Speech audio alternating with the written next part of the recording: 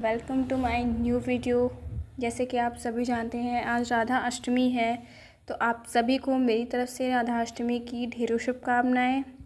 भगवान करे आप सभी खुश रहें, स्वस्थ रहें और तंदुरुस्त रहें।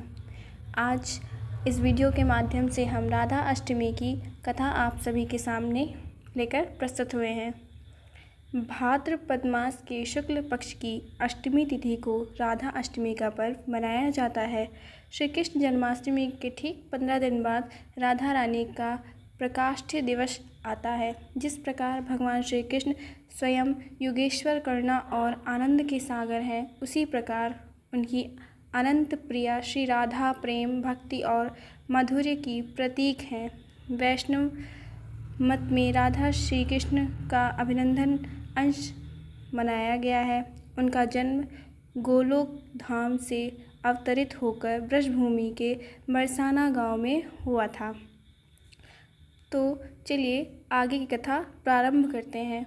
पुराणों और भक्त परंपरा में वर्णन आता है कि वृषभानु और कीर्तिदा रानी को लंबे समय तक संतान का सुख प्राप्त नहीं हुआ।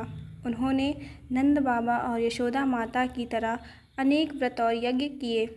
अंततः उनके भाग्य में दिव्य संतान का आशीर्वाद आया।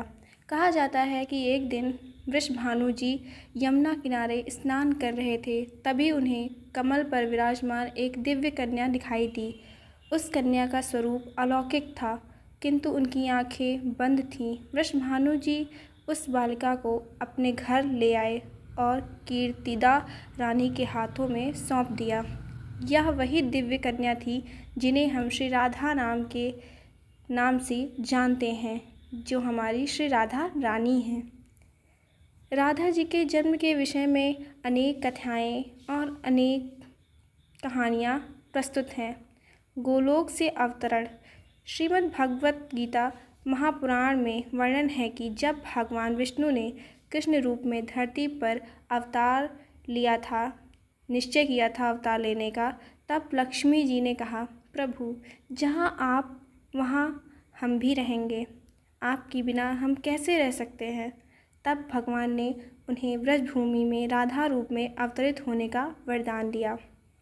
वृषभानु और कीर्तिदा की पुत्री। लोक कथाओं के अनुसार राधा जी वृषभानु और कीर्तिदा की पुत्री के रूप में जन्मी। जन्म से ही उनकी आंखें बंद थीं और उन्होंने तभी दृष्टि पाई जब श्री कृष्ण ने उन्हें बाल्यकाल में दर्शन दिए। अलौकिक कथा। कुछ शास्त्रों में उल्लेख है कि राधा जी का शरीर पूर्ण रूप से दिव्य था। उनका जन्म अन्य जीवों की तरह सांसारिक नहीं था। राधा और कृष्ण के संबंध केवल सांसारिक नहीं बल्कि आध्यात्मिक भी है। जिस प्रकार ध्वनि और प्रतिध्वनि, प्रकाश और आभा, प्रेम और भक्ति एक दूसरे से अलग नहीं हो सकते हैं, उसी प्रकार राधा और कृष्ण का भी अद्वैत संबंध है। बाल्यकाल से ही श्री राधा का सारा मन कृष्णमय था। कृष्ण की बांसुरी की ध्वनि सुनते ही राधा अपने सभी कार्य भूल जाती थीं। ब्रज की गोपियाँ भी जानती थीं कि राधा और कृष्ण का प्रेम दिव्य और अलौकिक है। राधा जी केवल प्रेमिका नहीं बल्कि परम भक्त की प्रतीक हैं। वे भक्ति के माधुर्य भाव का सर्वोच्च उदाहरण मानी जाती हैं।